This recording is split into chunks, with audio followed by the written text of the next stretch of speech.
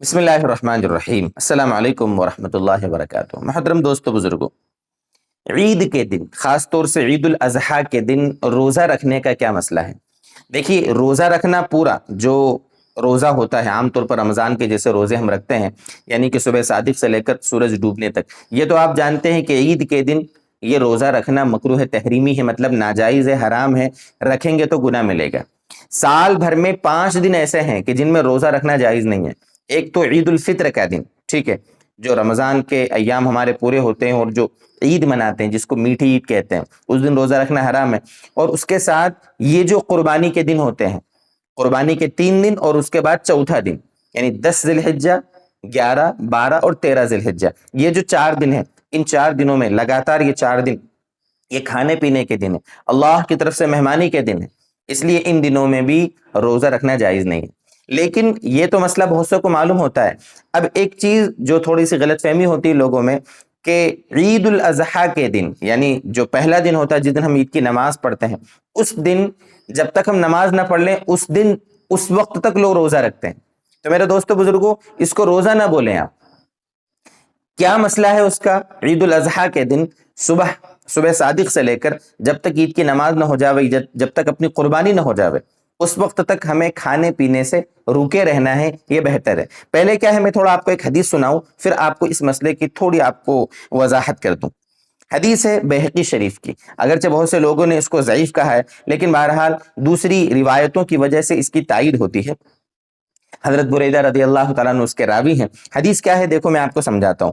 اذا کان یوم الفطر، اللہ کے نبی صلی اللہ علیہ وسلم کا معمول مبارک تھا کہ جب عید الفطر کا دن ہوتا تھا تو لم یخرج حتی یأکل شیئا، آپ جب تک کچھ کھا نہیں لیتے تھے، جب تک کچھ نوش نہیں فرما لیتے تھے، آپ عیدگاہ کے لیے نہیں نکلتے تھے۔ یعنی کچھ کھائیں گے پھر عیدگاہ جانا ہے، یہ عید الفطر میں، ٹھیک ہے، میٹھی عید میں۔ اس لیے آپ نے دیکھا سیویاں کھانے کا رواج ہے، کھجوریں کھانے کا، شیر خرما کھانے کا، الگ الگ علاقوں میں الگ الگ چیزیں کھانے کا رواج ہے، اس کے بعد عیدگاہ جاتے ہیں، ٹھیک ہے۔ اور آگے حدیث پاک میں وَإِذَا كَانَ الْأَضْحَىٰ، جب عید الاضحیٰ کا دن ہوتا تھا، لم یأکل شیئا حتی یرجع، آپ کچھ نوش نہیں فرماتے تھے، صبح سے کچھ نوش نہیں فرماتے تھے، حتی یرجع، یہاں تک کہ آپ عید کی نماز سے فارغ ہو کر گھر تشریف لاتے تھے، حتی یرجع۔ وَكَانَ إِذَا رَجَعَ، جب آپ گھر تشریف لاتے تھے، أَكَلَ مِن كَبِدِ أُضْحِيَتِهِ، تو آپ صلی اللہ علیہ وسلم اپنی جو قربانی ہوتی تھی اس کی کلیجی سے کھانے کا آغاز فرماتے تھے۔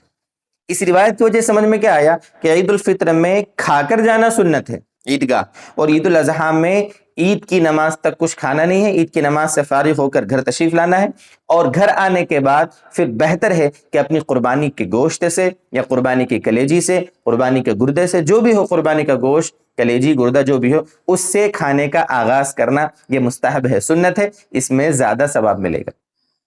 تو پتہ چلا کہ صبح صادق سے لے کر اپنی قربانی جب تک پک نہ جاوے، قربانی کا گوشت ہلکا پھلکا جو بھی ہو نہ پک جاوے، تب تک نہ کھائیں گے، کھانے پینے سے روکے رہیں گے، تو یہ بہتر ہے، زیادہ ثواب ملے گا، کیونکہ ہمارے نبی صلی اللہ علیہ وسلم کی عادت مبارکہ، ہمارے نبی صلی اللہ علیہ وسلم کا معمول مبارک بھی یہی تھا۔ اب اس کو لوگ کہہ دیتے ہیں صبح سے لے کر قربانی کے وقت تک کو روزہ کہہ دیتے ہیں، حالانکہ اس کو روزہ نہیں کہیں گے، اس کو روزہ نہیں کہیں گے، بس اتنا ہے کہ اس وقت تک کھانے پینے سے روکے رہنا چاہیے، اور یہ حکم بھی مستحب ہے۔ یعنی اس کا مطلب یہ ہے کہ اگر کوئی صبح سے کھا پی لیتا ہے اور ناشتہ پانی کر لیتا ہے، بھوک لگی اس کو، تو کوئی گناہ نہیں ملے گا اس کو، لیکن بہتر افضل ہے کہ اپنی قربانی کے گوشت سے کھائے تو زیادہ بہتر ہے۔ یہ تھا ایک مسئلہ جو قربانی کے دن کھانے پینے سے روکے رہنے کے بارے میں تھوڑا اس کی وضاحت کرنا ضروری سمجھا، کیونکہ قربانی کے ایام چل رہے ہیں، مناسب ہے کہ اس کی وضاحت بھی آپ کے سامنے آ جائے۔